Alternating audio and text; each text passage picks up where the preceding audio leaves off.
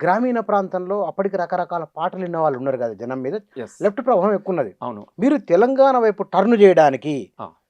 పదే పదే పాడిన పాటలేమున్నాయి అప్పట్లో? అప్పుడు చాలా పాటలున్నాయి. ఆ టర్న్ చేయడం అంటే ఇదొక ముఖ్య విషయము బుచ్చన్న. హ్మ్. అప్పటిదాకా ఒక పంతను మాత్రమే జూషిర్రు. హ్మ్. ఒక సీరియస్‌నెస్సే ఉండేది. అవును. మీకు జననాట్య మండలి గారిని, అరుణోదయాలు ఒక సీరియస్‌నెస్సే ఉండేది.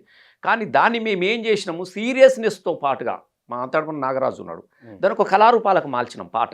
హ్మ్. పండుగలు, పబ్బాలు మీ ఇద్దరు కలిసి మీ ఇద్దరు మా కలిసి. దాన్ని నేను పాట పాడేటిది. తమ్ముడా దీనికి ఒక దృశ్య రూపం తీసుకురమ్మని చెప్పగానే మనోడు చేసాడు టకా టకా. ఇప్పుడు ఇదొక పాట అయిపోగానే అరే గజ్జల్లా కోలాటమాడే సింధు యక్షగానాలు అనగానే వాడొచ్చేసి రాజా అని ఒక రాజు, ఒక ఓహోహోహో! యక్షగానం బిట్టు. ఆ! ఆ! ఆ! ఆ! ఆ! రాజు వేడాలే చూడరా రవితేజములరరగా రాజు ఇట్లా వెంటనే ఒక బుడ్రకాడు ఒకటి ఇది. ఏవి మన పల్లెల్లోన టక్కన మార్చేసేటిది. అట్లా ఒక్కొక్కదాని ఒక్కొక్క పండుగలు. అని బోనాల బతుకమ్మ పండుగ, ఆడపిడచల వైభోగాలు, ఉయ్యాలో గాని ఊళ్ళోకొచ్చే అప్పుడు వాడే పాటలు ఏవి? ఒకేసి ఎలక పండాను పాడి ఏవి మన పల్లెల్లోన ఏవి? అని ఒక్కొక్క పండుగను ప్రదర్శిస్తే జనం పులకించిపోయేది. జనం గూడా ఆడేటిది. అసోయ్ అనంగానే దూలా, దూలా, అసోయ్ దూలా, మానేడు బియ్యం ఇట్లా వాడు అసోయ్ దూలా అని. అంటే ఇట్లా పాటలు పాడినప్పుడు కింద జనమారుడు, మీద మేమారుడు అట్లా తెలంగాణ పాటను గాని, తెలంగాణ ఉద్యమాన్ని గాని ఓన్ చేసుకున్నారన్న జనాలు. ఈ మార్పు తీసుకొచ్చినాం. హ్మ్. అంటే ఒక అనివార్యంగా గద్దరన్న లాంటి వ్యక్తి కూడా చాలామంది లెఫ్ట్ నుంచి వచ్చిన కళాకారులు కూడా ఆలోచన చేసే విధంగా తీసుకొచ్చినాం. అంటే ఒక లక్షలాది మందొచ్చి. అప్పటి వరకల్లా ఆ సభలకు తప్ప సాంస్కృతిక ఉద్యమానికి దేనికి లేదు. అంటే ఒక సభలు ఇదొక రాజకీయ సభనా ఇదని కాదు.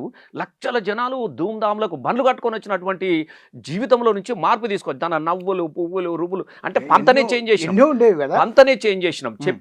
చెప్పి ఒక రాజకీయ కోణాన్ని జొప్పించాడు దానిలో. అచ్చా మీరు కుడితొక్కటి సత్యరెండు రాజనవో రాజన ఎత్తుకో తెలంగాణ జెండా ఇవన్నీ పాడి వినిపించి ఇవన్నీ కావాలంటే ఏం కావాలి? ఇంకా ఏం జూత్తురన్నా అందుకొర్రి ఎనక ముందు జూసుడేంది రాజనవో రాజన ఎత్తుకో తెలంగాణ జెండ రాజనవో రాజన పుడితొక్కటి సత్యరెండు రాజనవో రాజన ఎత్తుకో తెలంగాణ జెండ రాజన నాడు అనగానే నాడుదాం పదం ఉరుకుదాం అందరూ పట అనగానే పండ్లు కొరికేటోళ్ళు కింద నిలబడి పండ్లు ఇట్లా కొరుకుర్రి అంటే కొరికేటోళ్ళు. ఎంతమంది తెలంగాణ కోసం సావడానికి సిద్ధంగా ఉన్నారంటే మేము అని చెప్పేసి ఒక క్రికెట్లో వస్తే శబ్దం ఎట్లొస్తుందో అట్లా ఒక రణఘోష చేతులెత్తి పిడికిలి బిగించి జై తెలంగాణ మేమంతా సిద్ధంగా ఉన్నామని చెప్పేవాళ్ళు.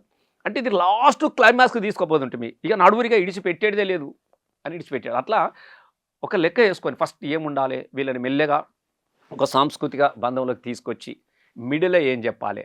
తర్వాత రాజకీయ అవసరాలు ఏం జెప్పాలని తెలంగాణ గురించి ఇప్పుడు చెట్టు మీద పిట్టలెగురవు, సేద బాయిలో ఊటలూరవు, పచ్చ పచ్చనూరులో పలుగు రాళ్ళు తేలినాయని, తెలంగాణ తెలంగాణ సేదానం ఏడుందిరా తెలంగాణ సేలన్ని బీల్లాయరా అని, ఇట్లా ఏమి మారాడు అని చెప్పుకుంటా. అంటే అప్పుడున్నటువంటి ఆ రాజకీయ నాయకులు చేస్తున్నటువంటి సమైక్య ప్రభుత్వాలు చేస్తున్నటువంటి మోసాన్ని చెప్తూ ఇవన్నీ గూడా మిడిల్‌లో యేసుకొని లాస్ట్‌లో ఈ ఫైనల్‌గా తీసుకొచ్చాం కాబట్టి జనమంతా కదలగలిగారు. అప్పుడు మేము రసమై బాలకిషన్ చెయ్యి లేపమంటే ఎవరైనా లేపాల్సిందే.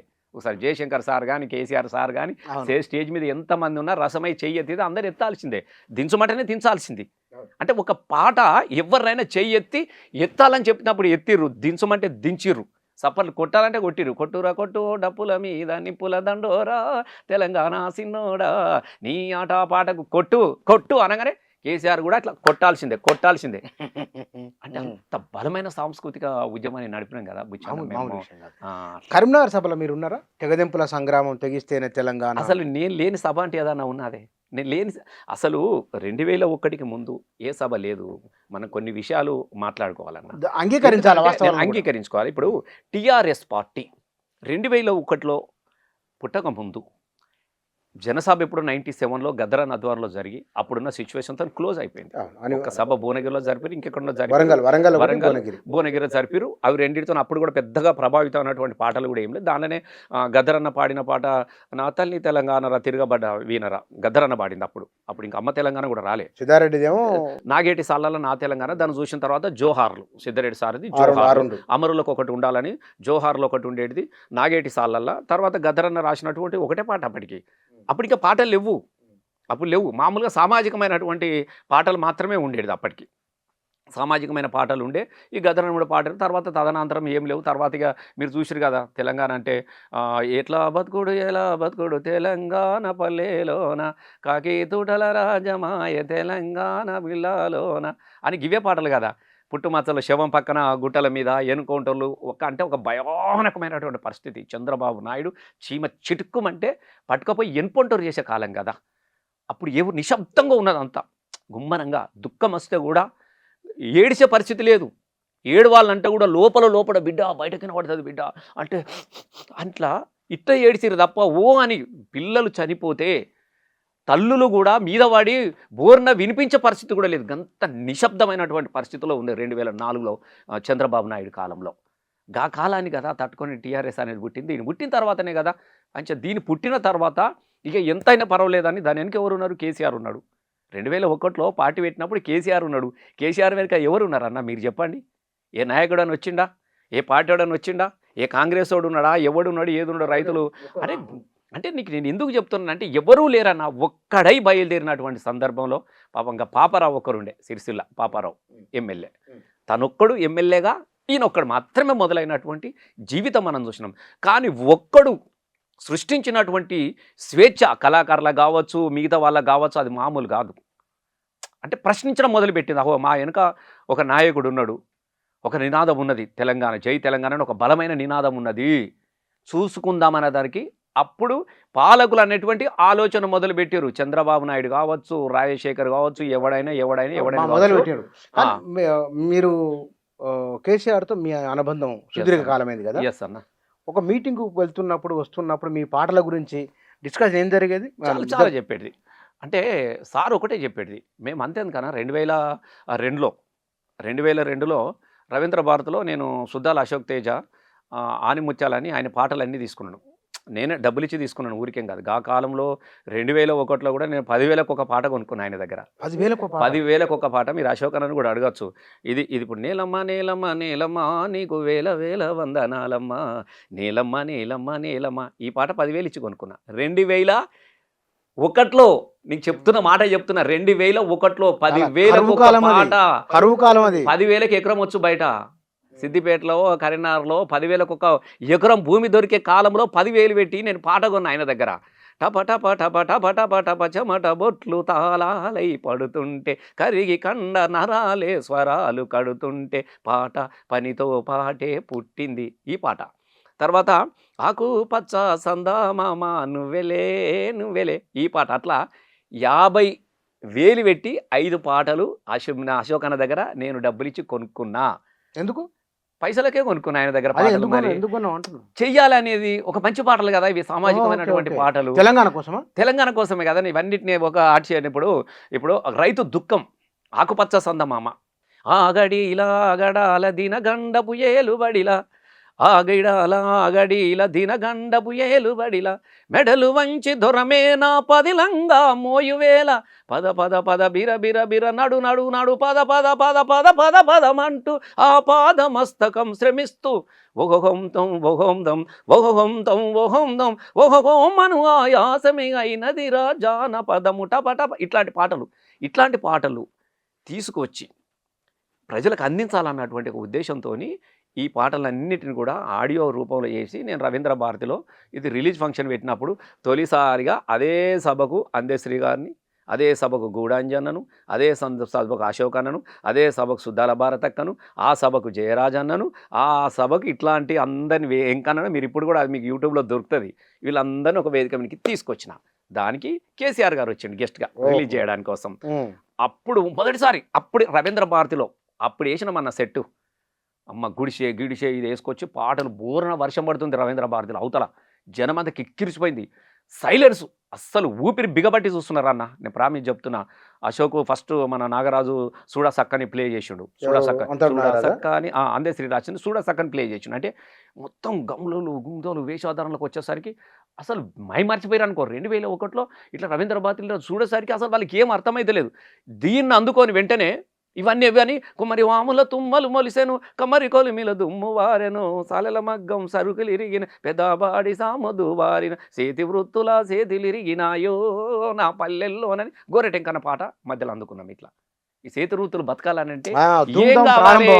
ఈ చేతి వృత్తులు బతకాలంటే ఏం కావాలి? తెలంగాణ కావాలి అని ఇట్లా వేసుకుంటూ అంతలో మరి ఇదేం దానంటే మంచిగా గూడాంజనం దించేసి అయ్యో నివా నువ్వు అబ్బో నివా మంచి ఇవన్నీ ఎవరివరా నువ్వు ఆయనను అడిగిపించి. నీకు ఇది మామూలు విషయం కాదన్నా.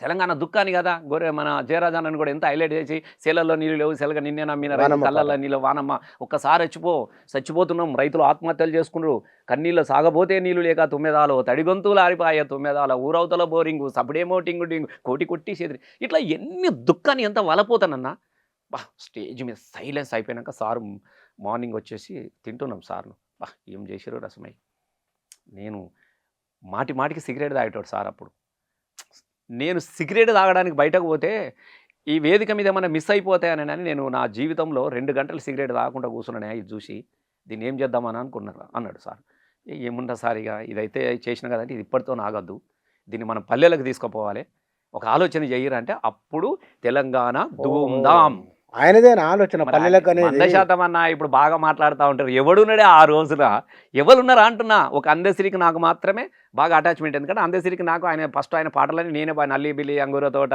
అసలు నేనే ఆయన మార్కెట్ చేసిన నేనే తీసుకొచ్చిన అల్లి బిల్లి అంగూర తోట నేను ఆడుకుంటా పోయే బండ్ల బాటల్లో వాడుకుంటూ పల్లె పాట నేను చిన్నంగా జరాలి సిద్దిపేట దాని అందశ్రీ కూడా వాడిండు ఎల్లమ్మో జరా జల్ది తిరిగి రావమ్మ ఎల్లమ్మో జరా ఇది అందశ్రీ వాడిండు రసమై లగోజీ కానీ ఇక్కడ 93లో నా బీఈడి స్కాలర్షిప్ వస్తే 10,000 పెట్టి క్యాష్ ఎడ్ చేసిన నేను ఆయన ఒక 3,000 ఇచ్చి 10,000 పెట్టి క్యాష్ ఎడ్ చేసిన నేను బాగుంది ఇవన్నీ జానపదాలు చాలా నేను ఇప్పుడు వాడిని అనలే కదా ఇంకొకటి పాట రాదు నేను ఏమంటా అంటే చాలా ఏదో ఉండే అన్ని ఉండే కొమ్మరెల్లి జాతర కాడ ఆయన అప్పుడు గుసా జయ్యకు మావు నా గుండెల్ల గుబులాయే జర గట్ల అజుడు అందరికి రాసిన పాటలు ఇవన్నీ మామూలుగా అప్పుడు అన్ని రొమాంటిక్ పాటలే రాసినాడు కదా జానపదాలు పండుగలేను పండుగలు వచ్చే పట్టు సీరమావు కొని పట్టుకర ఇవన్నీ కూడా అందశ్రీ పాటలన్నీ కూడా నేనే తీసుకొని నేను చేసుకునేది అయినప్పుడు తాపి మేసరిగా పనిచేసేటోడు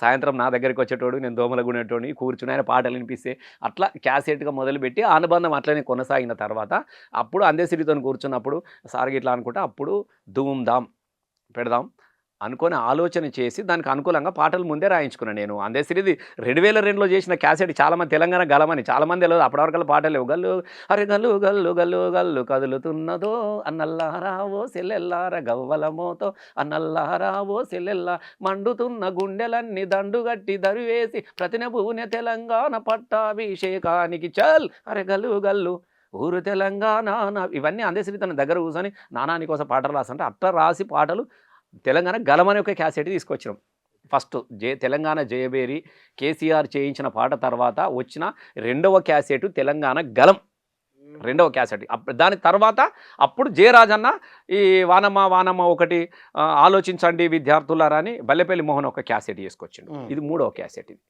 ఇట్లా అక్కడి నుంచి మొదలైనవి అన్న చాలామంది దీని తర్వాతనే మళ్ళా విమలక వాళ్ళది పాశం యాదగిరి అన్న వాళ్ళందరూ కలిసి ఒక క్యాసెట్ చేసారు దానిలో అన్నీ ఉంటాయి ఇక పాత పాటలన్నీ విమలక పాటలు గోరేటెంకన్న పాటలు ఇవన్నీ కలిసి వాళ్ళకి అదో క్యాసెట్ అప్పుడు దీని తర్వాత వచ్చిన ఒక 2 క్యాసెట్లు ఈ 3 క్యాసెట్ల తదనంతరం వచ్చినటువంటి తర్వాత క్యాసెట్ అప్పుడు పాశం యాదగిరి అన్న వీళ్ళంతా యూనివర్సిటీలో వాళ్ళందరూ కలిసి వాళ్ళు గోరేటెంకన్న పాటలు ఇట్లా అవన్నీ అప్పుడు వచ్చినాయి అన్నట్టు తెలంగాణ ఉద్యమానికి సాంస్కృతిక రంగం ఇట్లా ఉన్నది ఇక్కడ ఇంతమంది మొదలుపెట్టి ఇంతమందిలో ఇట్లా చేసుకుంటూ వచ్చినామన్న ఊరికే కాదు ఇప్పుడు చాలా మంది అప్పుడు ఎవరున్నారన్న ఎవరున్నారు పాడేటోడు పాట పాడితే తీసుకుపోయి ఆడ బెల్లిలతో చంపేసారు ఆడ ఆయిల్ ఎన్కౌంటర్ చేసిండు ఏదో రసమై కానీ బలం అంతా వెనక కేసీఆర్ ఉన్నాడు ఏమో తెలంగాణ పాట పాడితే సపోర్ట్ కొడుతుంది అంతా నావల్ అనుకొని ధైర్యంతో పోయినా కానీ లేకుంటే ఉద్యమం ఉండేది కాదు కదా చంపేస్తారు అన్న ఎందుకుంటుంది అన్న నీకు ఎవడు మాట్లాడేవాడు వాడు అంటున్నా నేను ఇప్పుడు మస్తు మంది మాట్లాడుతున్నారు అన్న నేనున్నా ఎవడున్నారు అంటున్నా 2001 2004 2006 దాకా చీమ చిట్టుకుమంటే కాల్ చేసే ఓ చంద్రబాబు నాయుడిని అడ్డుగా నిలబడి ఎవరు మాట్లాడిరు నాకు చెప్పు ఏ మంత్రి అన్న మాట్లాడిండా ఏ ఎమ్మెల్యే అన్న మాట్లాడిరా ఎవరు మాట్లాడారు కరెంటు బిల్లులు దించమంటే కాల్చి పడేస్తే దిక్కు లేదు గా టైంలో కదా కేసీఆర్ వచ్చి చాలు నీ అమ్మ ఇది ఏందిరా బాయ్ మాకు ఎదురు ఏడ్చిన చోట వ్యవసాయం నిలవదు రైతు రాజ్యం నిలవదు మొదలుపెట్టింది గక్క నుంచి కదా కేసీఆర్ గప్పుడే కదా రాజీనామా చేసి చాలు నీ సమైక్యవాదులో మా దుఃఖం పట్టేది మా కరెంటు కోతలు పట్టాయి ఇవన్నీ పోవాలంటే తెలంగాణ రావాలని రాజీనామా చేసి నిలబడ్డాడు కదా ఆయన రాజీనామా నిలబడ్డ రోజున ఈ తెలంగాణకు సంబంధించినటువంటి చంద్రబాబు నాయుడు మంత్రివర్గంలో ఉన్న ఏ తెలంగాణ మంత్రి ఎవడన్నా ఎమ్మెల్యే ఎవడన్నా రాజీనామా చేసిండా ఎవడన్నా ఎమ్మెల్యే రాజీనామా చేసిండా దాని తదనంతరం ఎన్ని తిప్పల పడ్డారు ఎన్నిసార్లు తనకు మరణశిక్ష విధించుకున్నట్టే కదా గెలిచిన ప్రతి ఏడాదికోసారి జనాలలో పరీక్షకు పోవాలి తెలంగాణ కావాలి రాజీనామా చేయాలి గెలిచినోడిని ఎత్తుకుపోవాలి గెలిచినోడిని కొనుక్కోవాలి ఎన్నింటిని తట్టుకుంటూ వచ్చిందన్నా